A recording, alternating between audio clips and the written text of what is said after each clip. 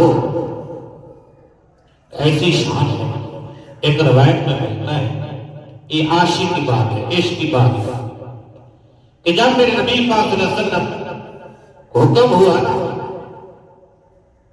کہ مکے سے مدینے کی طرف ہجرت کرنا ہے،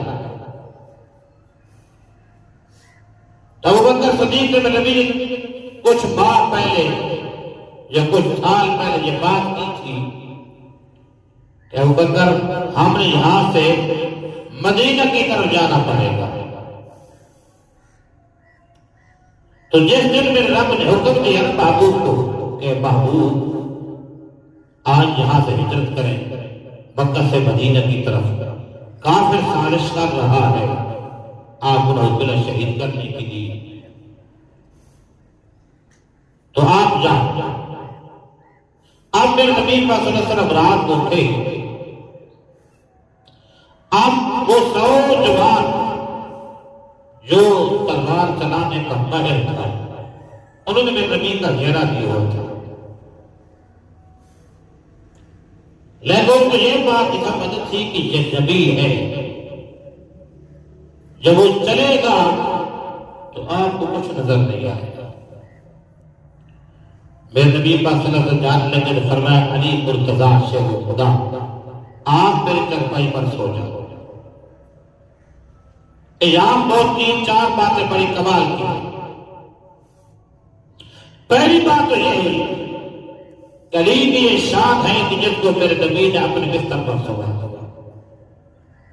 نبی کے بستر پر ایرا غیر نہیں سو سکتا، نہ بیٹھ سکتا ہے، لیکن علی کی یہ قسمت کہ جس کو میرے نبی نے فرمایا ہے علی مرتضیٰ میرے بستر پر سو جاؤ۔ علی مرتضیٰ شیر خدا کہتے ہیں میں اس دن بڑے سکون سے اور بے دھڑک ہو کر سویا ہوں کہ آج موت نہیں آ سکتی۔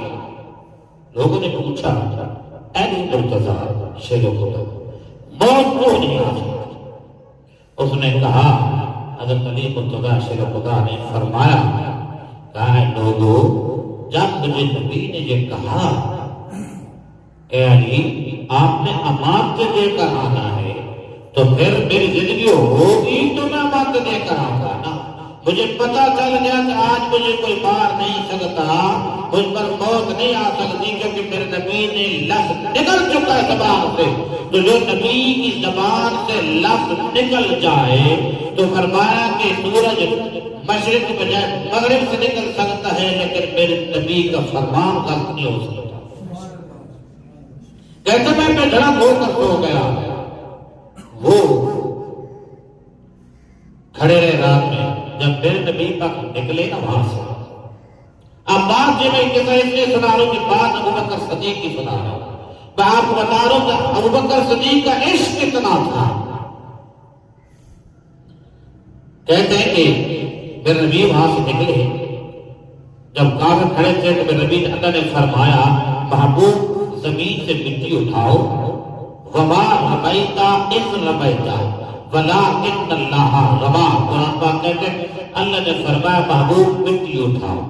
اب میرے محبوب نے زمین سے مٹی اٹھائی، جب اٹھائی تو رب نے فرمایا محبوب یہ تیرے ہاتھ نہیں یہ میرے ہاتھ ہے، یعنی شام کے کو محبوب مٹی میرے محبوب نے اٹھائی، حکم میرے رب نے دیا، لیکن ساتھ میرا رب کہتا ہے حالانکہ اللہ ہاتھ سے پاک ہے، اللہ تعالیٰ ہاتھوں جسم سے پاک ہے، لیکن میرا اللہ کہہ رہا محبوب یہ تیرے ہاتھ نہیں یہ میرے ہاتھ ہے۔ میرے نبی نے مٹی کو اس طرح پھینکا، یہ بہانا تھا۔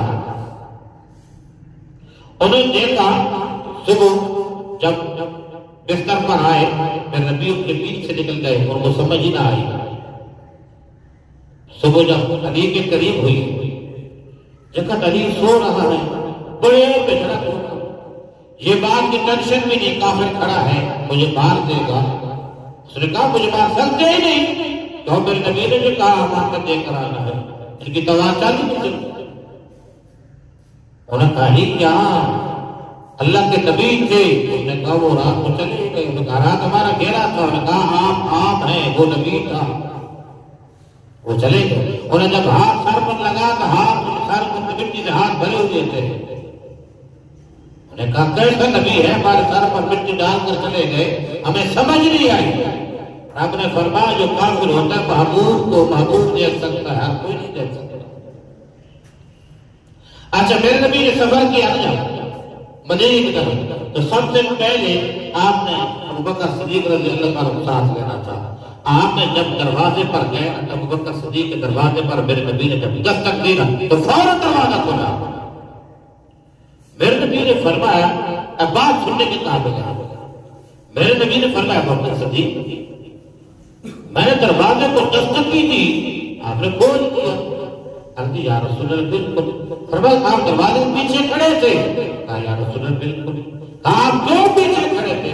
کہا یا رسول اللہ آپ ایک مرتبہ کہا تھا.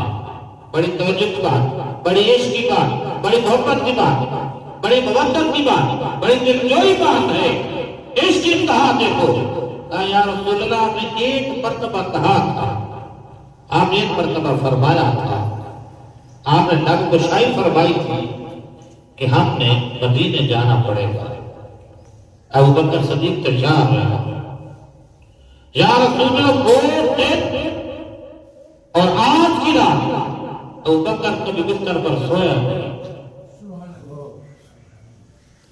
نماز پڑھ کر دروازے پر پیچھے کھڑا ہو جاتا ہوں کہ شاید اب نبی آ جائے, شاید اب نبی آ جائے, شاید اب نبی آ جائے. کئی ماہ گزر گئے, ابوبکر دروازے پہ کھڑے ہو کر رات گزار دیتا ہے. کہیں یہ نہ ہو کہ محبوب بلائے ابوبکر صدیق کی دیر ہو جائے.